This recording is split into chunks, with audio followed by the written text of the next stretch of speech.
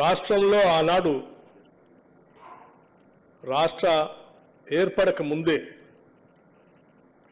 కాంగ్రెస్ పార్టీలో ఒక చిన్న కార్యకర్తగా మొదలై యువజన కాంగ్రెస్లో హైదరాబాద్ స్టేట్ కాంగ్రెస్కి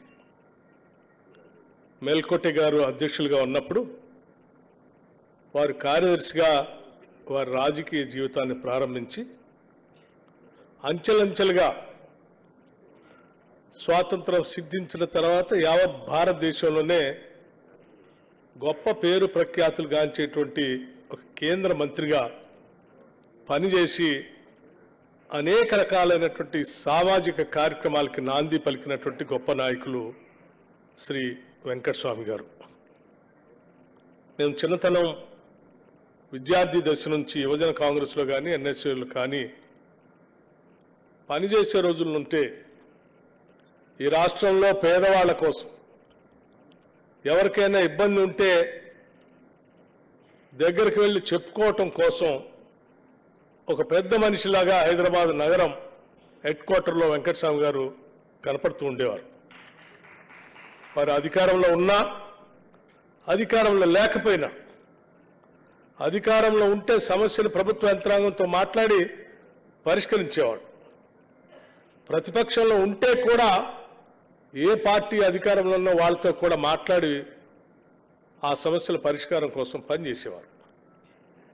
హైదరాబాద్ నగరంలో బ్రతకటానికి అనేక ప్రాంతాల నుంచి ఇక్కడికి వచ్చినటువంటి నిరుపేద ప్రజలందరికీ ఆయా పరిశ్రమలో ఉద్యోగ అవకాశాలు కల్పించడమే కాకుండా నిలవ నీడ లేకపోతే ప్రభుత్వ జాగాల్లో అక్కడ వారందరికీ గుడిసెలేపించి ఒక ఆశ్రయం కల్పించి అంతిమంగా వారందరి కోసం గడ్డ వెంకటస్వామి గారు గుడిసెల వెంకటస్వామి గారుగా కూడా మార్పు చెంది వాళ్ళ కోసం నిలబడినటువంటి ఒక గొప్ప నాయకుడు వెంకటస్వామి గారు. మరి వారు కేంద్రంలో జౌళి శాఖ మంత్రులుగా కానీ లేకపోతే ఇక్కడ సివిల్ సప్లైస్ మంత్రిగా కానీ ఏ బాధ్యత తీసుకున్నా ఆ బాధ్యత ద్వారా ఆ శాఖ ద్వారా ఈ సమాజానికి ఏ రకమైనటువంటి మార్పు చేయొచ్చు అని చెప్పి ఒక కూలంకషంగా దానిపైన అధ్యయనం చేసి ఈ రాష్ట్ర అభివృద్ధి కోసం దేశ అభివృద్ధి కోసం పునాదులు వేసినటువంటి గొప్ప నాయకుడు మనందరికీ ఈరోజు స్ఫూర్తిదాయకంగా ఉండటం కోసమే ఈరోజు మనం ఈ కార్యక్రమాన్ని ఏర్పాటు చేసుకొని ఆ జ్ఞాపకాలన్నింటినీ గుర్తు చేసుకుంటున్నాం.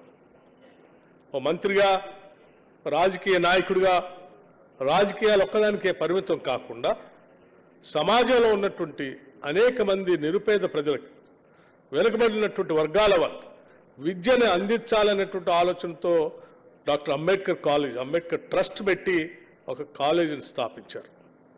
అంటే నాయకుడిగా ఈ సమాజానికి విద్య అందుబాటులో లేనటువంటి ప్రజలకి విద్యను కూడా అందించాలనేటువంటి సంకల్పంతో వారు వేసినటువంటి పునాదులు అనేక మందికి విద్యా వ్యాప్తి చెందడానికి ఉపయోగపడిందని చెప్పడానికి కూడా నేను గర్విస్తూ ఉన్నాను.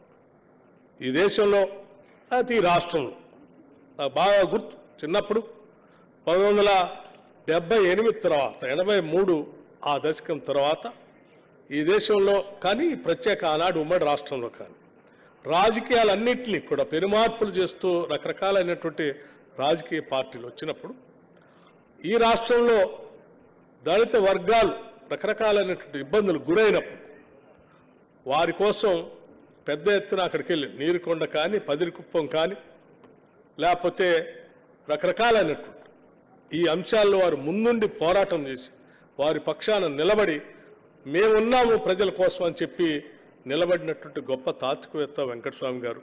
అటువంటి వెంకటస్వామి గారి దగ్గర మాకు పనిచేసేటువంటి అవకాశం రాకపోయినప్పటికీ దూరంగా ఉండి చూసేటువంటి భాగ్యం 1-2 సార్లు కలిసినటువంటి అవకాశం కూడా నాకు కలిగింది.